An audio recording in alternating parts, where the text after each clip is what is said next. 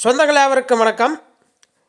இந்த போராட்டம் வந்து பார்த்திங்கன்னா அங்கன்வாடி பணியாளர்கள் அதாவது இன்றைக்கி வேலை நிறுத்த போராட்டம் செஞ்சுக்கிறாங்க. எதுக்காகன்னு வந்து பார்த்திங்கன்னா இவர்களுக்கு பென்ஷன் ஓய்வூதிய திட்டம் வந்து வழங்கும்னு சொல்லி நீண்ட நாளாக போராடிட்டு இருக்கிறாங்க. அதுக்குண்டான தீர்வு வந்து அரசு வழங்கலைன்னு சொல்லி கோரிக்கை விடுக்கிறாங்க.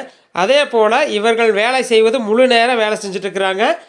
பகுதி நேர ஊழியர்னு சொல்லி அரசாங்கத்தில் சம்பளம் வழங்கிட்டு இருக்குது.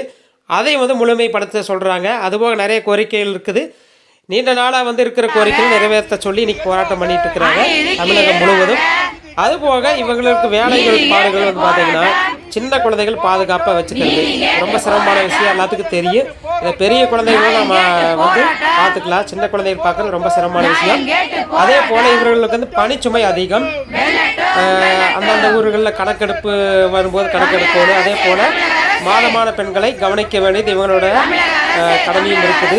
அந்த பணியும் கொடுத்துக்கிறாங்க.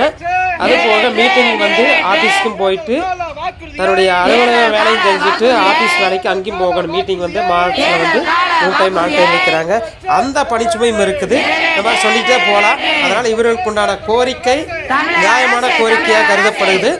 அரசாங்க தலையிட்டு இவர்களுக்கு நிறைவேற்றுமாறு கேட்டுக்கொள்ளப்படுகிறது.